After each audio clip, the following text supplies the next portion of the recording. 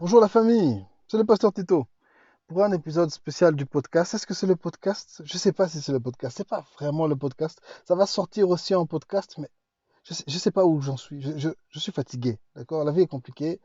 Je suis dans ma voiture et je veux juste réagir très vite à un événement qui est en train de se passer dans le monde des médias, dans le monde de l'entertainment. C'est au sujet de Snyder Cut. Je sais que beaucoup d'entre vous, je vous parle de ça, ça ne vous dit absolument rien. Et vous dites que je suis encore en train de déconner. Le pasteur est en train de raconter n'importe quoi. De quoi il nous parle? Ok, donnez-moi un peu de temps pour expliquer la situation. C'est intéressant. Je vous assure que c'est intéressant et vous n'allez pas regretter avoir regardé cette vidéo. Non, c'est pas vrai. Je peux pas vous assurer de, de, de, de ne pas avoir regretté de regarder cette vidéo, mais c'est parti. En 2017 est sorti le film Justice League, réalisé par Zack Snyder. Ok.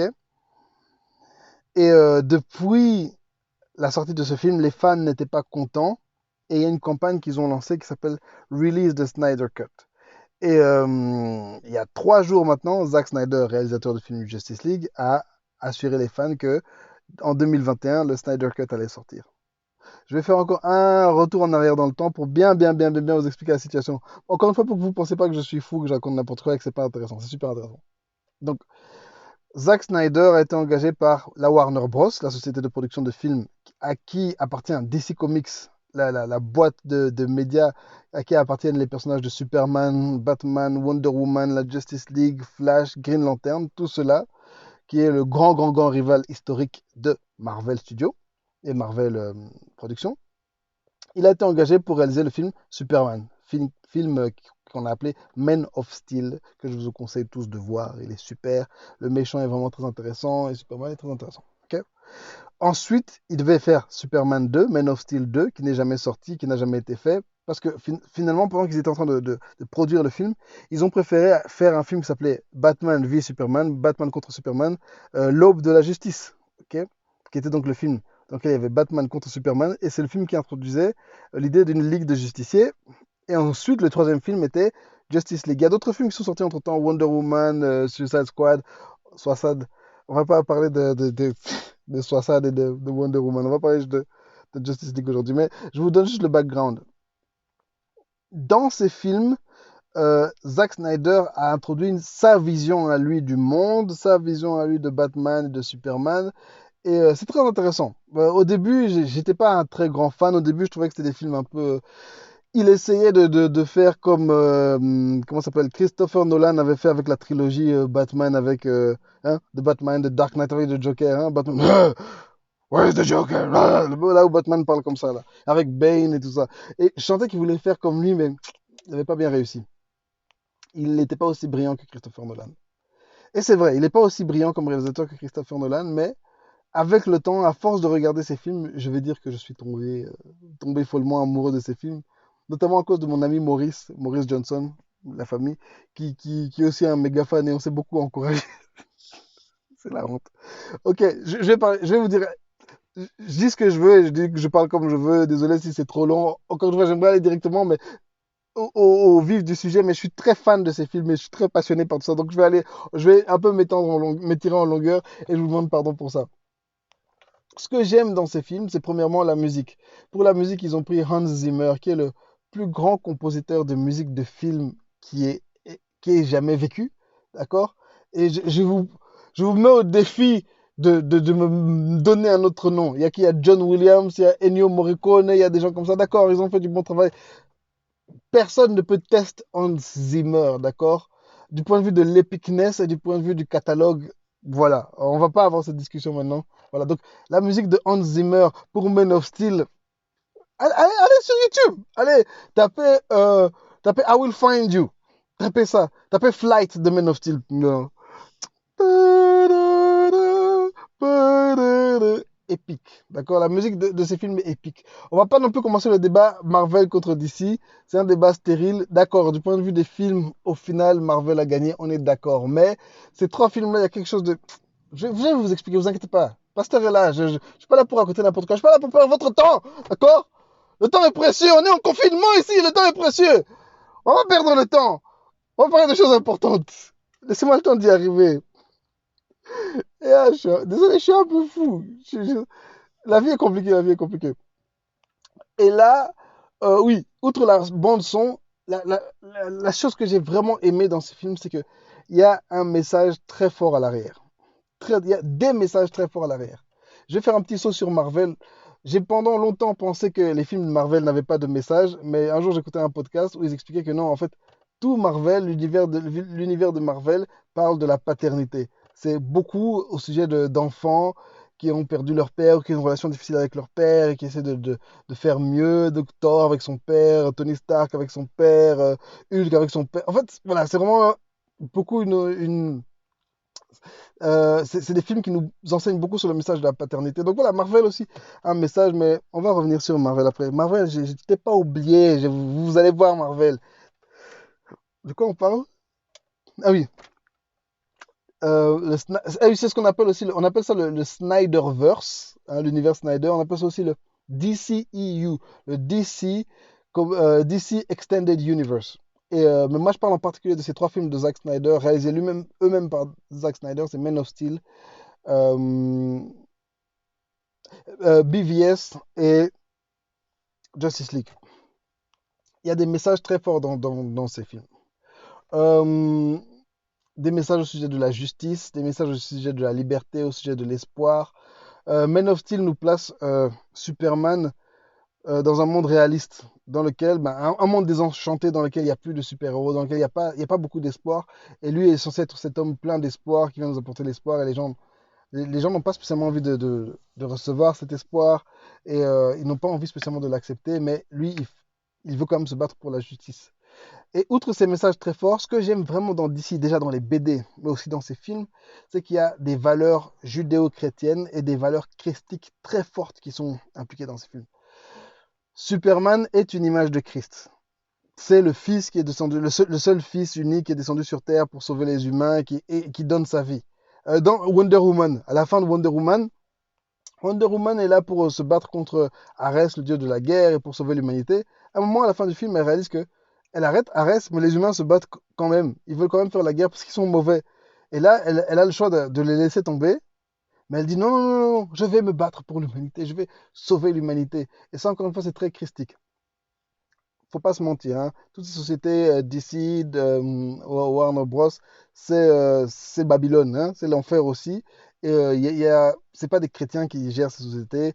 Ils n'ont pas un objectif chrétien, mais c'est des personnages, c'est des récits qui ont encore des valeurs chrétiennes. Et ça, c'est très important. Euh, alors que Marvel n'a plus de valeurs chrétiennes. En fait, ils ont quelques valeurs bonnes, hein, mais j'ai suivi encore une fois un long reportage par un studio qui s'appelle Little Light Studio, je pense, sur YouTube. Allez voir leurs vidéos où ils analysent tous les films Marvel. Et notamment, un des thèmes qui ressort très fort des films Marvel, c'est que le gentil, les gentils sont souvent à l'image de Lucifer. Les gentils sont des rebelles, les gentils sont contre l'autorité, les gentils se rebellent contre leur père.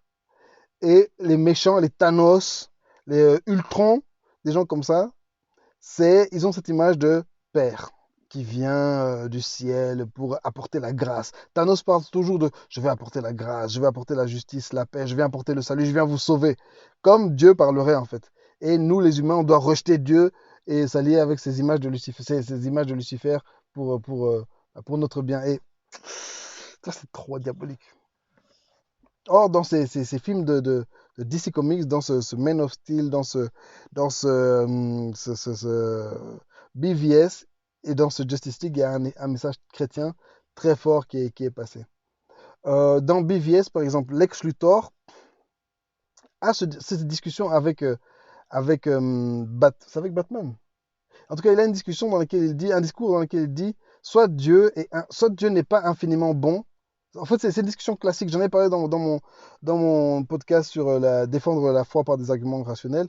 Il dit, soit Dieu est infiniment bon, soit Dieu est infiniment puissant, mais il ne peut pas être les deux. Parce que si Dieu était infiniment bon et infiniment puissant, il arrêterait le mal, il arrêterait la souffrance dans le monde. Donc il ne peut pas être les deux. Et c'est pour ça que lui a du mal à accepter Superman, parce qu'il se dit, il ne peut pas être si bon et il ne peut pas être si fort. Soit Superman est très bon, il est très bon mais il n'est pas très fort, soit Superman est très fort, dans ce cas il n'est pas très bon. Et s'il est très fort, et vu qu'il est très fort, il ne peut pas être très bon, donc je dois l'arrêter. Et il a vraiment cette mentalité du diable, en fait, Luthor, de vouloir s'opposer au bien, de vouloir lui être au centre de tout, etc. Et ça, c'est bien.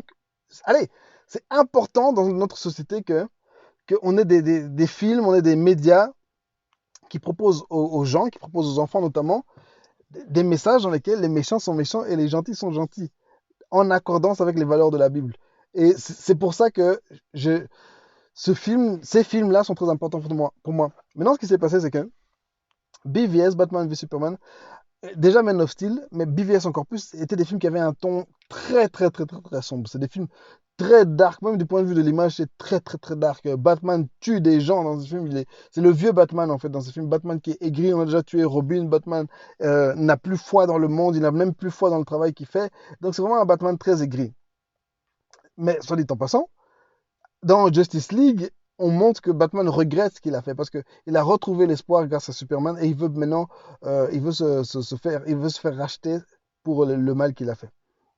Et dans ces films-là, ce ton sombre n'est pas passé très bien auprès de certains fans, de beaucoup de fans d'ailleurs, et de beaucoup de gens qui ne sont d'ailleurs souvent pas des fans de DC Comics. C'est juste des gens. Alors, le studio ou la Warner Bros. Avait demandé à Zack Snyder de changer le ton des films.